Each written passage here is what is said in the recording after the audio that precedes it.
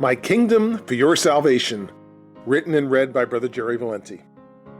After Jesus miraculously fed 5,000 men with 5 loaves and 2 fishes, some of the men who witnessed this miracle say, "This is of a truth that prophet that should come into the world."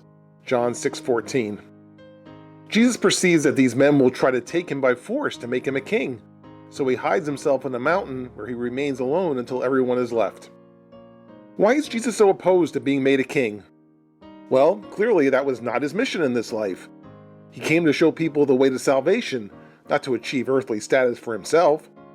Being an earthly king would be a distraction from his mission, so he's willing to sacrifice the fame, power, and honor of such a position in order to focus on saving people's souls. Okay, maybe it's easy to see how Jesus could pass on being a king since he was the Son of God.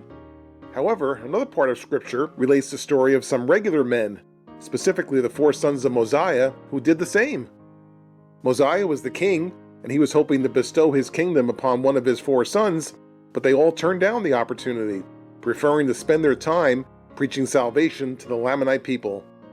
As they stated, they were desirous that salvation should be declared to every creature, for they could not bear that any human soul should perish.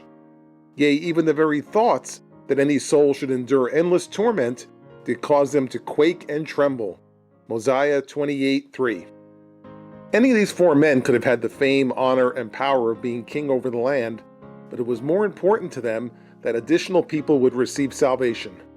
So, rather than using their time and focus to preside over a kingdom, they instead used their time to focus on sharing the gospel.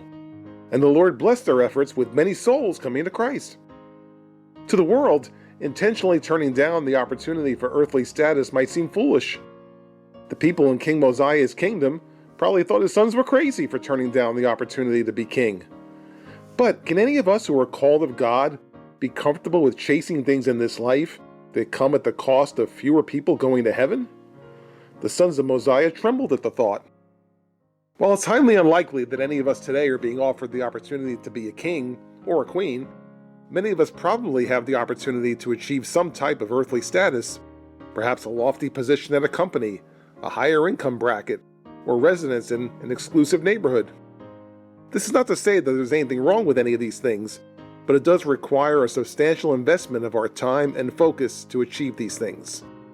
Might we, as the sons of Mosiah did, choose to use at least a portion of our time and focus on bringing souls to Christ, rather than using all of it on achieving earthly status?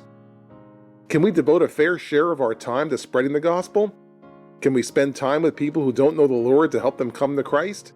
If there are visitors at a church meeting or church activity, can we make it a priority to spend time with them, to let them know there's a place for them in the family of God?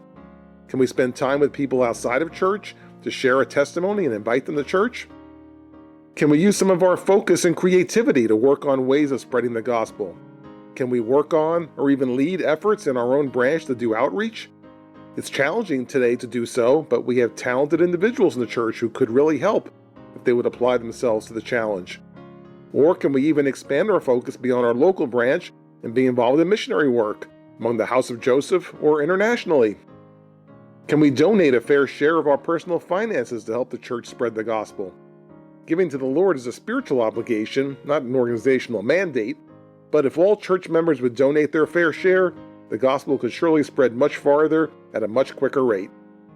Or are all of the personal resources listed above committed to just growing our own personal kingdom on earth? If we could trade away the opportunity to live in a mansion in a posh neighborhood, or to be a senior executive at a large company, or to have a large sum of money in the bank, in exchange for bringing more souls to Christ, would we consider that a worthwhile exchange? By saying yes to that question, it means I'm willing to give up something that can be mine in order to help someone else.